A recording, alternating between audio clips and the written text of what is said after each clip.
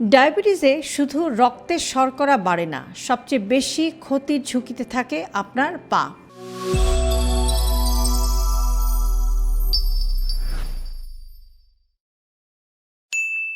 একটি ছোট ক্ষত কখনো কখনো বড় সমস্যায় পরিণত হতে পারে, তাই ডায়াবেটিস রোগীদের পায়ের যত্ন অত্যন্ত গুরুত্বপূর্ণ। এটা পরিচিত ডায়াবেটিক ফুট ঝুঁকি হিসেবে। কেন ডায়াবেটিসে পায়ের সমস্যা হয়? দীর্ঘদিন ডায়াবেটিস থাকলে স্নায়ুর অনুভূতি কমে যেতে পারে, রক্ত চলাচল কমে, ক্ষত শুকাতে দেরি হয়, ফলে ছোট কাটা বা ফোসকাও বিপজ্জনক হতে পারে। প্রতিদিন পা পরীক্ষা করুন।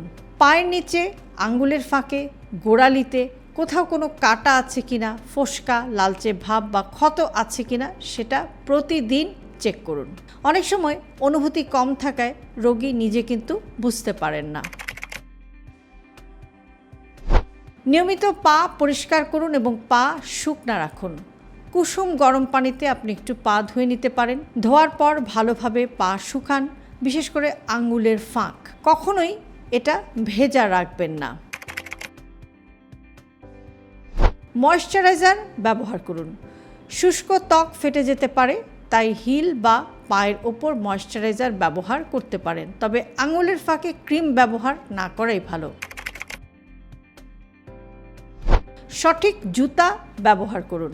নরম এবং আরামদায়ক জুতা পরার চেষ্টা করুন এবং টাইট শু এড়িয়ে চলুন।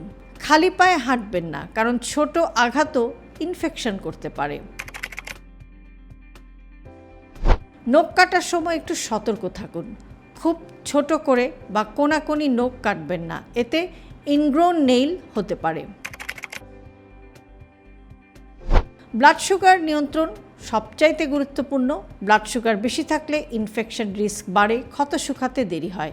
তাই নিয়মিত ওষুধ, হেলদি ডায়েট, এক্সারসাইজ এগুলো বিশেষভাবে জরুরি।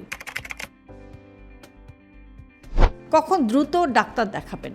যদি দেখেন যে ক্ষত শুকাচ্ছে না, পা ফুলে যাচ্ছে, কালচে রং হয়ে যাচ্ছে, পোঁচ বা দুর্গন্ধ আসছে, হঠাৎ খুব তীব্র ব্যথা বা অনুভূতি কমে যাওয়া বা সেন্সেশন চলে যাওয়া, এই ধরনের সমস্যা হলে অবশ্যই আপনি ডক্টরের সাথে কনসাল্ট করবেন। একটু সহজ করে বললে, ডায়াবেটিসে পায়ের যত্ন মানে শুধু সৌন্দর্য না, ভবিষ্যতের বড় জটিলতা প্রতিরোধ করা। আপনার পরিবারে কি কোনো ডায়াবেটিক রোগী আছেন? তাহলে অবশ্যই এই ভিডিওটি আপনি তার সাথে শেয়ার করুন। আর এই ধরনের ছোট ছোট হেলথ টিপস নিয়মিত পেতে আমাদের সাথেই থাকুন।